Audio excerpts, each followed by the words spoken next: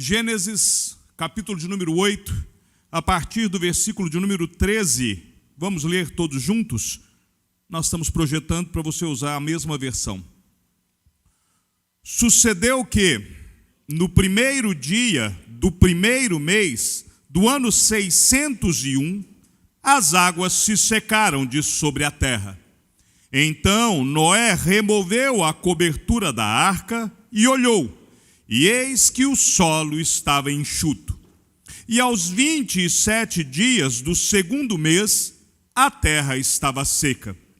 Então disse Deus a Noé: saia da arca, e contigo tua mulher e teus filhos e as mulheres de teus filhos. Os animais que estão contigo de toda a carne, tanto aves como gado, e todo réptil que rasteja sobre a terra, faze sair a todos, para que povoem a terra, sejam fecundos e nela se multipliquem. O verso de número 18 diz que Noé atendeu a ordem de Deus, saiu com seus filhos, sua mulher e as mulheres de seus filhos, e que também saíram da arca todos os animais que ali estavam. E a primeira questão da noite que eu gostaria de responder é: sim, o dilúvio foi universal.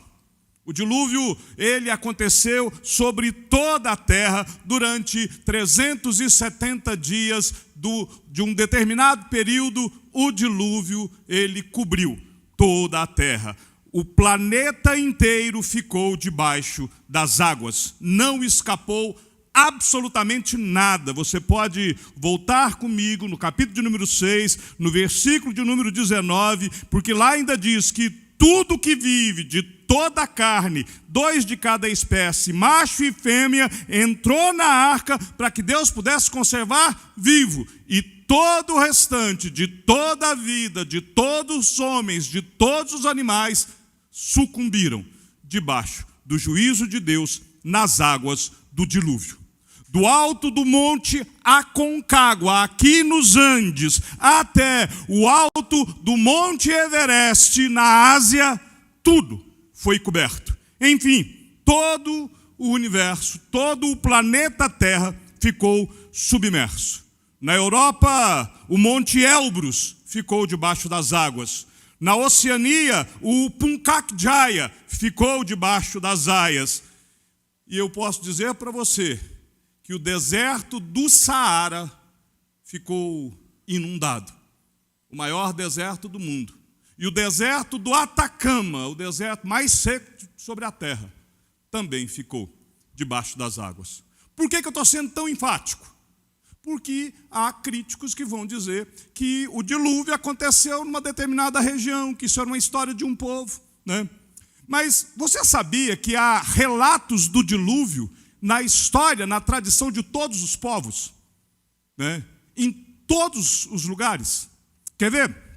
Na Grécia, os gregos antigos diziam que Deucalião fora avisado de que os deuses iam trazer uma inundação sobre a terra por causa da maldade de seus habitantes, né?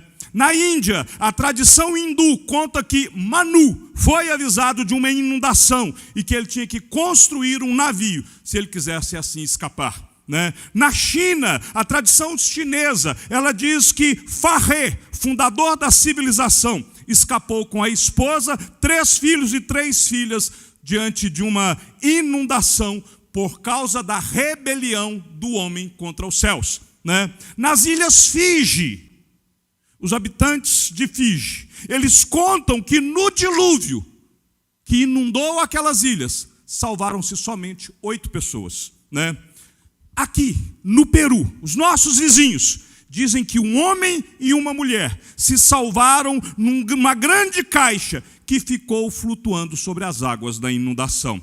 No México, a tradição mexicana diz que um homem, uma mulher e seus filhos, dentro de um grande barco, foram salvos de um dilúvio que cobriu aquela terra, né? Na Inglaterra, os druidas conservam a tradição de que o mundo tinha sido povoado por um homem injusto, um patriarca, que salvara a humanidade diante de uma inundação, né? Os índios americanos, nos Estados Unidos, eles têm várias lendas, segundo as quais, algumas têm 3, outras contam de 8 pessoas que se salvaram num barco acima do nível das águas. Aqui no Brasil, o povo tupi, os tupinambás, mais ao sul, os guaranis, todos têm uma história que conta a respeito da inundação. Na Polinésia, tem histórias do dilúvio, onde 8 pessoas se salvaram. Então, ou nós assumimos que o relato bíblico fala de um dilúvio universal, ou nós temos que assumir que é uma coincidência massiva de povos extremamente antigos que contam a mesma história. Qual que é mais fácil de você acreditar? Né? Uma coincidência universal ou um relato que é um fato sobre a terra? A gente tem que ter isso muito claro, para que nós estejamos aqui firmados de que toda a Bíblia é palavra de Deus. E aquilo que eu vou pregar nesta noite está sustentado na palavra, na revelação divina. Entendido isso, que o dilúvio é de fato universal, eu preciso ainda que você entenda um pouco sobre datação, né? Para que você possa compreender o tempo que esse povo ficou dentro da arca, né? O calendário judaico, ele é um calendário do tipo lunisolar, ou seja, ele fazia um ajuste entre os meses lunares, que vão dar em torno de 28 dias, e também com o ciclo solar. Então há uma variação no calendário judaico, com os anos variando de 12 a 13 meses. E conforme a época, vai de 353 a 385 dias. Isso é facilmente provado, isso é facilmente comprovado. Porém, aqui eu não tenho como saber, né, qual era o calendário que estava contando no povo judeu nos dias de Noé. Se era um calendário de 360 dias, se era um calendário de 365, ou de 353, ou mesmo de 385. Mas eu quero assumir aqui, só para a gente poder entender, que não é difícil nós estabelecermos aqui uma média de 30 dias de cada mês, e termos aqui um ano de 360 dias. Só para a gente poder verificar um pouco da progressividade da revelação e a gente entender o tempo que Noé fica dentro daquela arca, assumindo, obedecendo a ordenança de Deus. Se você voltar aí no capítulo de número 7, você vai ver que Noé entra na arca exatamente no primeiro dia. No verso de número 11, vai dizer assim, que no ano 600 da vida de Noé, aos 17 dias do 2º mês. Então, eu vou assumir, né? Entenda aqui, eu estou aqui só para fazer conta, mas eu estou aqui assumindo que o mês de janeiro seria o mês primeiro da vida de Noé, e que Noé está entrando na arca no mês de fevereiro. Entenda, para que você não saia daqui depois dizendo assim, o pastor da minha igreja disse que Noé entrou na arca em fevereiro. Não é fevereiro, nós não sabemos os meses. Entendido isso? Você pode falar assim, amém, pastor, eu entendi? Só porque eu não quero que você saia daqui depois, porque o pessoal vai escutar e falar assim, o pastor dessa igreja é um herege, né? Eu até sou, mas você não precisa contar para ninguém. Mas, então, no 2º mês, ou seja, no mês de fevereiro, né, no dia 17 da vida de Noé, né, romperam-se as fontes do abismo. O dilúvio começou. Durante 40 dias, ininterruptamente, você vai ver isso no verso de número 17. 40 dias, as águas do dilúvio cresceram sobre a terra. E aqui você precisa entender mais 2 coisas. A primeira, né? As águas vieram de todos os lados e alguns que você não supõe. Se você depois der uma olhada lá no livro de Gênesis, no relato da criação, você vai ver que Deus cria águas e águas, que há águas acima do firmamento e águas abaixo do firmamento, e também há águas nas fontes, que vão ser rompidas. Ou seja, neste momento do dilúvio, abre-se todas as fontes, todas as comportas. Cai uma chuva torrencial, algo nunca jamais visto. Aliás, muito provavelmente, quase que 100% de certeza, o dilúvio foi a primeira chuva sobre a face da terra. Até então eles nem sabiam o que era chuva, né? Pastor, baseado em que o senhor está dizendo isso?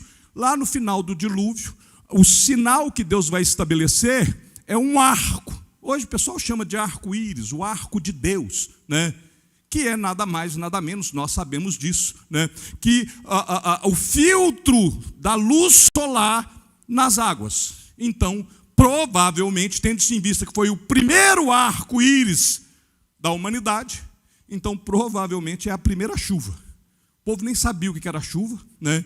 E aí já começa a grandiosidade de Noé. Porque ele recebe uma ordem de que vai cair uma grande chuva torrencial, que o povo nem sabia o que era, e que isso ia inundar a terra, né? Mas 40 dias ininterruptos. O dilúvio começa no dia 17 do segundo mês, né? E durante 40 dias chove, né? Até que no dia 17 do sétimo mês, você vai ver isso no verso de número 14, né? Todos os animais, segundo a sua espécie, segundo as suas espécies, todos os répteis, verso de número 24, e as águas durante 150 dias predominaram sobre a face da terra. Ou seja, 5 meses depois, no dia 17 do mês 7, né? Depois de 5 meses, agora as águas começam a baixar. Chuva, 40 dias, e o planeta coberto durante pelo menos 110 dias. Deixa eu te chamar a atenção para algo. Quando a arca fica pronta, Noé entra, mas não é Noé que fecha a porta. É Deus que fecha a porta pelo lado de fora. Noé não conseguiria abrir aquela porta, né? Sabe por quê? Porque Noé era homem igual eu e você. Ele não consegue entender o juízo de Deus. Nós não conseguimos entender o juízo de Deus. Nós temos dificuldade de aceitar e compreender a justiça de Deus, né? Você já imaginou a hora que aquelas águas estão caindo e aquele povo que escutou Noé pregando e não deu ouvidos, mas sabia que tinha uma arca, né, correndo para aquele lugar, e a gritaria que estava do lado de fora, como é que estava o coração daquele ser humano, Noé, lá dentro? Não é que ele é mais justo do que Deus, mas ele é homem, ele é ser humano. E a Bíblia diz que ele era um homem bom. Então, dentro da arca, eu creio que Noé estava num sofrimento muito grande, né? Por quê? Porque nós, seres humanos, não conseguimos dimensionar o juízo e a justiça de Deus.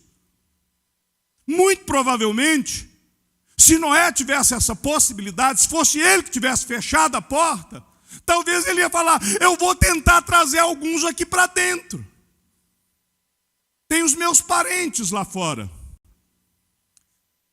Se você seguir o princípio de datação, pegando lá em Gênesis, capítulo 1, a partir do nascimento de Adão, da criação de Adão, né, e você então consegue contar os anos, né? O dilúvio aconteceu no ano 1950. Depois da criação de Adão. Isso você faz na sua Bíblia. Se você quiser, me manda um WhatsApp depois e eu te mando essa tabela toda que eu já fiz, né? E aí é algo interessante que você estabelece também conseguindo calcular, né? No ano 1950, as águas do dilúvio vieram. Matusalém morreu no ano 1950. Só há 2 possibilidades para Matusalém. Ou Matusalém morreu e o dilúvio veio, ou o dilúvio veio e Matusalém morreu. Havia parentes de Noé do lado de fora. Nós temos dificuldade. Nós temos dificuldade de compreendermos o juízo de Deus, né? Nós lemos a Bíblia quando Deus manda o povo dele, o exército dele, invadir a cidade e passar todo mundo ao fio da espada. E lá ainda fala homens, mulheres e crianças. E a gente fica cheio de dedos e fala: não, mas como? A gente tem dificuldade. Por quê? Porque nós não conseguimos abarcar, compreender o juízo de Deus. O dia que nós compreendermos Deus, nós nos faremos iguais a Ele. Nós entendemos e aceitamos o juízo de Deus pela fé. E Noé estava nessa mesma barca que aqui nós também estamos, da humanidade, da dificuldade de compreender o mundo inteiro, os animais inteiros, tudo morrendo debaixo das águas do dilúvio. Mas o dilúvio é real, o juízo de Deus é real, né? Aquele dia, depois de 150 dias de duração do dilúvio, ainda não era o momento de sair da arca.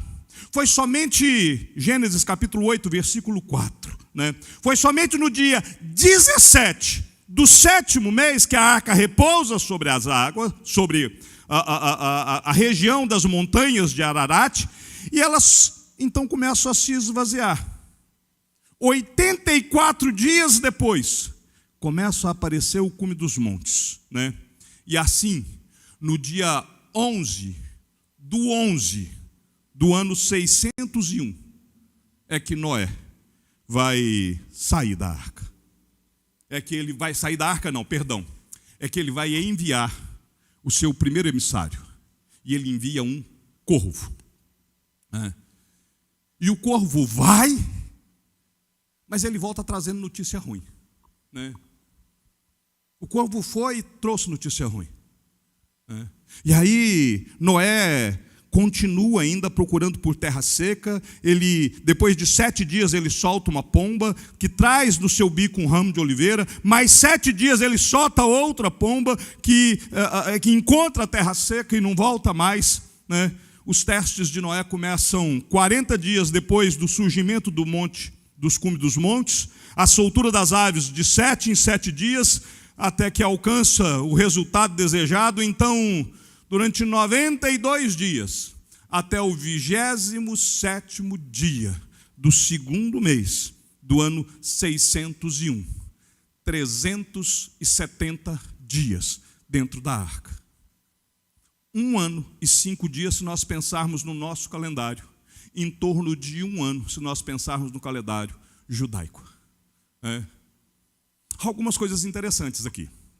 A primeira é que Noé não queria estar em outro lugar a não ser na arca, né? Qualquer lugar era muito pior do que estar ali. O melhor lugar do mundo era a arca.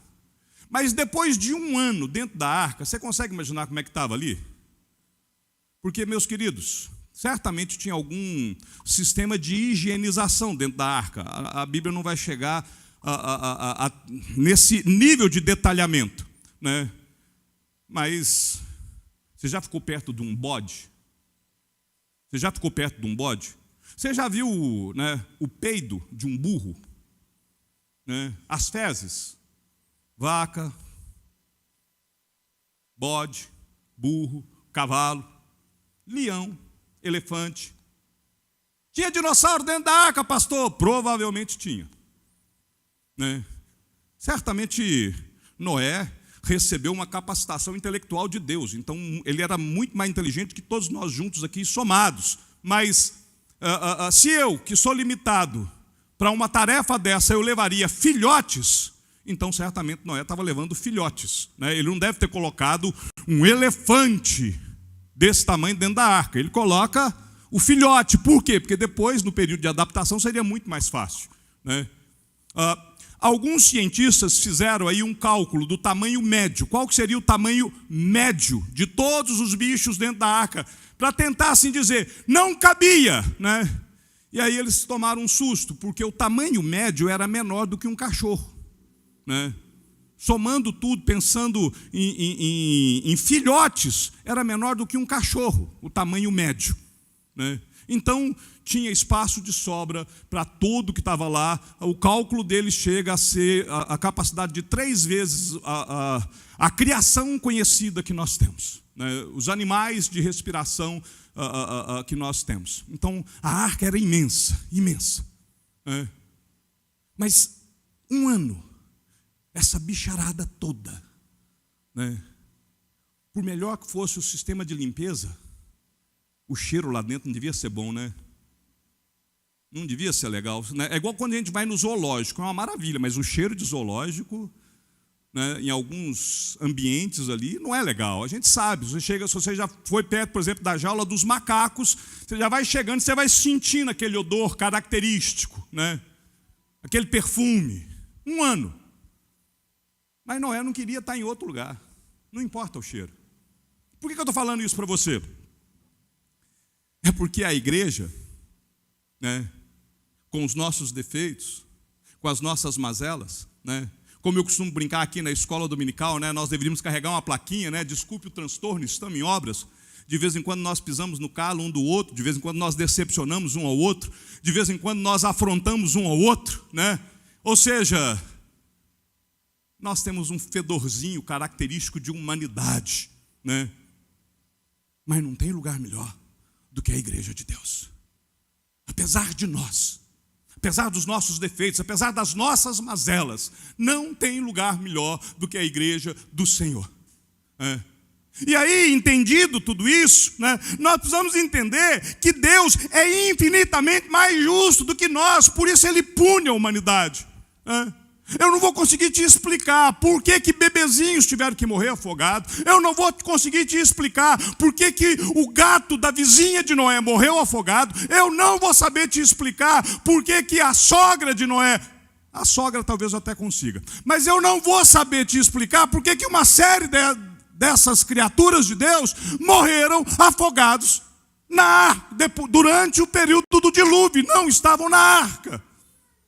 Mas... eu posso te garantir que o juízo de Deus continua perfeito, que o juízo de Deus é totalmente justo. Deus ainda é Deus. Nós não vamos compreender e nem devemos tentar compreender o juízo de Deus. Mas você precisa saber que o juízo de Deus virá. Assim como veio nos dias de Noé, o juízo de Deus virá no dia do juízo final. E assim como nos dias de Noé, ele era pregoeiro da justiça, nós continuamos anunciando que o juízo de Deus virá. Este é o nosso chamado. Nós precisamos viver isso, né? Deus é por nós, o Deus que é infinitamente justo, que puniu a humanidade nos tempos de Noé, também é o Deus cheio de misericórdia, que não se esquece de Noé, que não se esquece de sua promessa, que não se esquece da sua igreja, que não se esquece de mim, que não se esquece de você. Deus continua sendo Deus e nos amando, e amando de tal maneira que Cristo pagou o preço por esta humanidade corrompida, caída, pecadora. Cristo pagou na cruz. E aí eu queria rapidamente meditar com os irmãos em algumas lições que nós temos da Arca de Noé e concluir com uma aplicação. A primeira lição é esta: Deus ama e cuida dos seus. O amor de Deus não é por toda a humanidade. Talvez você se assuste quando eu te diga isso, mas o amor de Deus é por aqueles que Ele salvou. O amor de Deus é por aqueles por quem Cristo morreu. Nós temos o costume de ouvir as pessoas dizendo que Deus ama a todos e que Deus quer salvar a todos. E com isso eles querem despertar a esperança nos seus ouvintes de que, de algum modo, eles serão salvos. No entanto, a palavra de Deus, ela não traz essa promessa.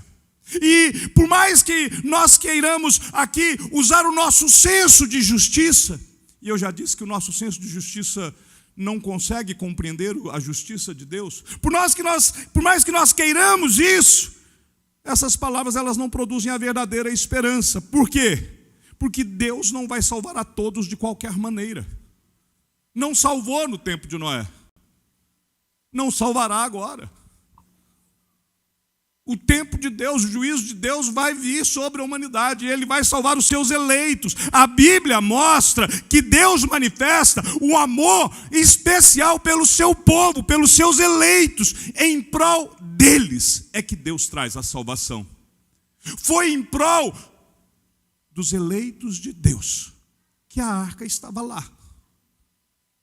E Deus fechou a arca do lado de fora, para que ninguém que não fosse eleito conseguisse entrar. Para que ninguém conseguisse alcançar a arca. Para que ninguém pudesse ter acesso à salvação, a não ser aqueles que estavam na arca, né? Meus queridos, a nossa segurança, ela não está firmada na suposição de um amor divino por todos os homens. A nossa segurança, ela está firmada no amor eletivo de Deus, que colocou em nós o seu Santo Espírito, que colocou em nós o desejo de estarmos diante dele. A nossa segurança, ela está firmada em que Deus nos chamou, nos convenceu que somos pecadores e nos atraiu a ele mesmo. É aqui que está firmada a nossa segurança, na soberania de Deus. E é por isso que Cristo então vai dizer que aquele que o Pai lhe dá, de modo nenhum será arrebatado de suas mãos. Ninguém pode tirar a tua salvação. Ninguém consegue te roubar a bênção do eterno, né? O texto que nós lemos, o relato do dilúvio, né, nos mostra que Deus tem o controle absoluto sobre a sua criação. Certamente muitos ouviam Noé pregar, né, e falavam: não, você está doido. Dilúvio, chuva. Cara, tu está construindo uma arca, que negócio é esse no seco? Você está doido. O quê? Deus veio a este mundo, se fez homem? Isso é loucura. Jesus é Deus? Cara, que mundo é esse? Que bebida foi essa que você bebeu, que você ficou nessa loucura toda? Deus vai condenar pessoas ao inferno. Como assim? Porque Deus é amor. As mesmas desculpas que nós ouvimos eram ouvidas no tempo de Noé com outras palavras, mas eram as mesmas desculpas, né? A nossa única fonte de esperança e de segurança é que nós não estamos firmados em nossas forças, mas no poder soberano de Deus, né? Que Deus vai salvar aqueles que são dele e que nós não seremos arrebatados de sua mão. Por isso, a primeira lição: Deus ama e cuida dos seus. Deus ama você. Deus ama você que está aí nos assistindo. Deus ama você que está aí na galeria. Deus te ama e Ele vai cuidar de você. Se você tem em Cristo seu único e suficiente Salvador, se você foi alcançado por esta graça, se você tem a convicção de seus pecados, se você é convencido pelo Espírito Santo do juízo e da justiça de Deus, Deus te ama. E Ele já providenciou a tua salvação.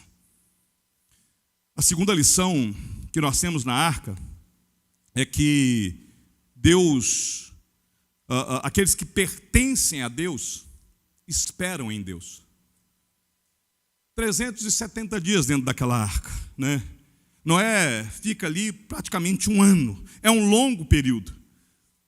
Mas ele não murmurava. Em tudo, Noé demonstrava que continuava andando com Deus. Ele faz o seu serviço, ele alimenta os animais, ele aguarda o momento certo, ele espera a direção divina. Aliás, esperar a direção de Deus é sempre a melhor saída. Quando nós aguardamos a direção de Deus, nós sabemos que vamos seguir por um caminho seguro. A gente às vezes não para pensar, mas quando a arca parou, né, quando as águas começaram a esvaziar, já dava para Noé sair da arca, não dava? Qual seria o problema? Primeiro, só teria lama, né? Segundo, você já imaginou o tanto de coisa em estado de putrefação? Quantos animais? Quanta coisa! Noé certamente poderia ser até infectado por alguma bactéria que tivesse ali. Era muita coisa ruim, não tinha nem água potável do lado de fora da arca, né? Era só a providência divina, dentro da arca. Noé tinha que esperar o momento de Deus, esperar a hora de Deus, né? Aqueles que pertencem a Deus, eles esperam de Deus, né? Não há insubordinação, não há murmuração, é Deus e os seus planos, né? O verdadeiro povo de Deus é composto dos seus eleitos. Pastor, como é que eu sei se eu sou salvo? Você tem amor por aquilo que é de Deus? Você ama estar na presença de Deus? Você ama ouvir a palavra de Deus? Você ama a sua palavra? Você ama louvar, adorar? Você tem prazer em estar na presença de Deus em oração, em adoração? Você é obediente à voz do Senhor? É isso que te faz ter a certeza da salvação. Não é falar assim, não, eu sou salvo porque eu vou na igreja. Meu querido, ir na igreja não salva ninguém. Eu sou salvo porque eu sou dizimista e ofertante. Ser dizimista e ofertante não salva ninguém. A única coisa que salva é a graça manifestada em Cristo Jesus. Não é o que fazemos, e sim aquilo que o Senhor nos tornou. Somos salvos pela graça e pela graça somente. Os eleitos amam o seu Deus, são gratos a Ele, mesmo quando estão debaixo de tribulação e não compreendem as circunstâncias. Amam o Senhor e olham e falam, eu não compreendo porque está assim, eu não compreendo porque essa dor, eu não compreendo o porquê deste luto, eu não entendo o porquê desta doença, mas Deus está no controle. Dentro da arca, Noé poderia dizer, eu não entendo esse dilúvio, mas eu tenho um Deus que está no controle. Eu não sei porque tanta gente morreu, mas eu tenho um Deus que está no controle. Noé não considerava os seus planos inferiores. Noé considerava sempre os planos de Deus superiores aos seus próprios planos. Noé não olha para o seu projeto de vida. Ele olha para o projeto de Deus. Você já parou para pensar que depois que as águas do dilúvio se fossem, Noé ia começar do zero? Do zero. A casa de Noé foi embora. A plantação de Noé foi embora. Aquilo que Noé conhecia como cultura foi embora. A cidade de Noé não existia mais. Acabou tudo. Devastou-se completamente. Quando a Bíblia diz que as fontes das águas do abismo se abriram, isso quer dizer que as águas subterrâneas, elas começaram a vir à tona. Sabe qual que é a consequência natural disso? É o deslizamento das placas tectônicas. É o afastamento dos continentes. Muito provavelmente, e tem uma boa turma de cientistas que sustenta isso, lá nos primórdios, né, os continentes estavam todos juntos, é o que o pessoal chama de Pangeia, né? Provavelmente, esse distanciamento começa a acontecer a partir de Noé. As águas que estavam embaixo saem, tudo aquilo começa a descer, porque o que sustentava toda aquela placa era a água, aquilo agora explode acima, e isso é tão violento, que até os nossos dias, os continentes continuam se afastando. Começa lá em Noé. Então, foi um verdadeiro caos. Foi um cataclisma jamais visto. É algo até difícil para nós de imaginar, né, de tão violento que foi. Mas Deus está no controle. E aqueles que pertencem a Deus esperam em Deus. Mas a terceira lição que a gente vai tirar da vida de Noé é que quando a tempestade passa, depois dos 370 dias, que as águas foram escoando e foram se ajustando, na medida de que essas placas tectônicas foram se afastando, na medida que agora começa a haver um distanciamento entre os continentes, e que começa a se abrir agora espaço para essas águas se ajustando. Então as águas agora começam a baixar. A arca está lá no alto do monte e as águas estão baixando. A primeira visão que Noé tem é que a terra estava se enxugando, né? Você vai ver que quando Noé, verso 13 do capítulo 8, quando Noé remove a cobertura da arca e ele olha, o solo estava enxuto, né? Mas ainda estava molhado, né? Era aquela umidade, né? Noé ainda espera 27 dias até que a terra finalmente estivesse seca. E aí Noé sai. Mas olha comigo no verso de número 20.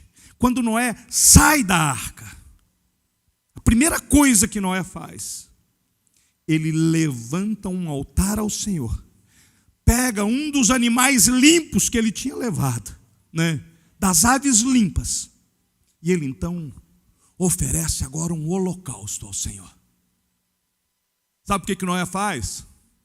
Ele agradece a Deus depois do dilúvio. É mais ou menos o seguinte: um ano depois, morreu todo mundo. Morreu todos os animais, morreu todas as pessoas. Depois de um ano dentro da arca, Noé agora estabelece um altar de holocausto e faz uma adoração a Deus. Obrigado, Senhor. De vez em quando a gente vê algumas pessoas que se acham muito justas, e aí diante de uma crise, durante uma pandemia, por que Deus permitiu esse vírus? Por que tanta gente teve que morrer? Vem um tsunami, por que Deus permitiu isso? Qualquer crise, um bêbado pega um carro, sai a trocentos por hora, atropela alguém, por que Deus permitiu? Com isso, essas pessoas elas não reconhecem a justiça de Deus, elas não consideram que a humanidade está entregue à justa ira de Deus, porque os homens pecaram, né? Sabe o que deveria se dizer? É que a nossa segurança está firmada, é no verdadeiro amor de Deus, né? Ao invés de nós questionarmos por que Deus permitiu, nós deveríamos dizer, graças a Deus, porque se Deus manifesta a sua ira, o negócio seria muito pior. Se Deus derrama toda a taça da sua ira por causa do pecado da humanidade, não sobraria a ninguém. Se não fosse a misericórdia de Deus, teria sido pior, né? A nossa segurança não está firmada num suposto amor divino. A nossa segurança, ela está firmada na certeza de que nós temos um Deus que é santo, que é justo e é soberano e que está no controle de todas as coisas, né? Esse texto nos mostra que Deus está no controle absoluto, que Deus é a nossa única fonte de esperança. Depois de mais de um ano dentro da arca, Noé continua adorando ao Deus, né? Ao final da tempestade, é tempo de adoração, né? A graça de Deus, ela se manifesta não em Deus destruir o mundo com um novo dilúvio, mas em Deus manter a semente da humanidade, a semente da sua criação na arca. Deus seria justo se nem Noé sobrevivesse. Noé era pecador, por isso que Deus teve que usar de misericórdia com Noé e a sua família. Ele não era perfeito, né?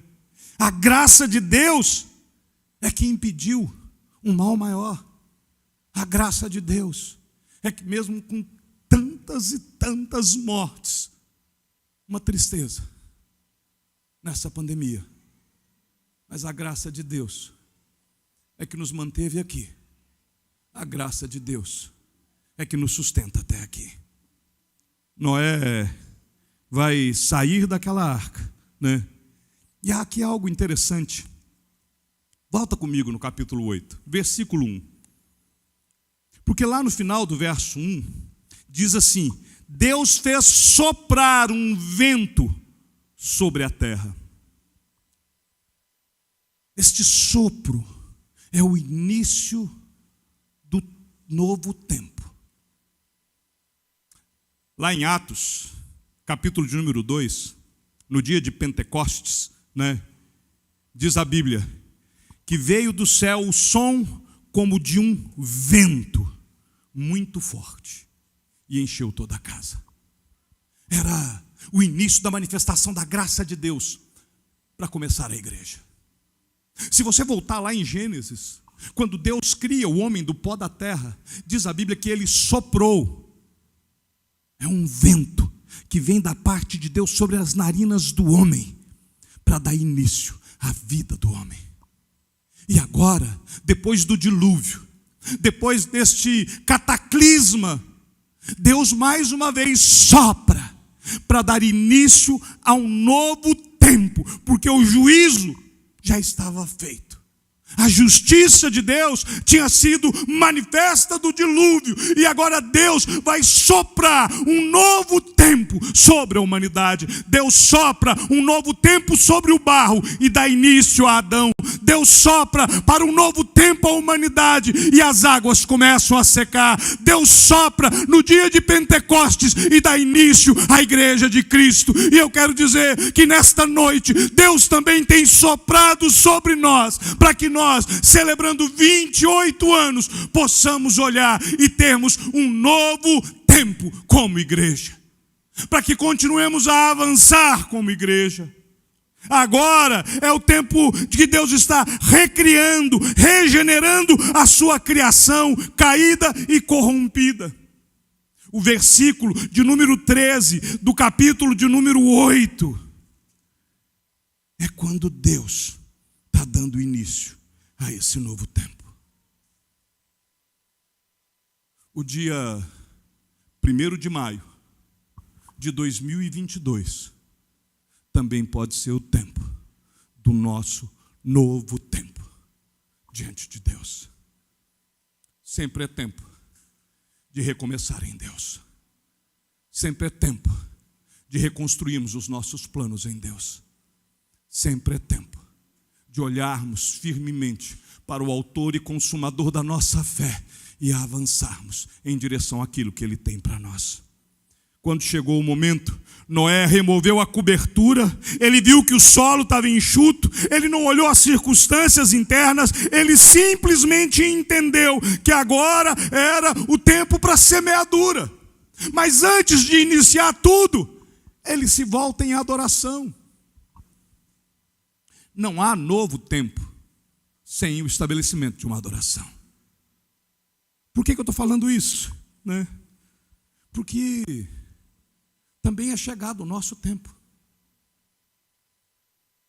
Também é chegado o tempo para nós.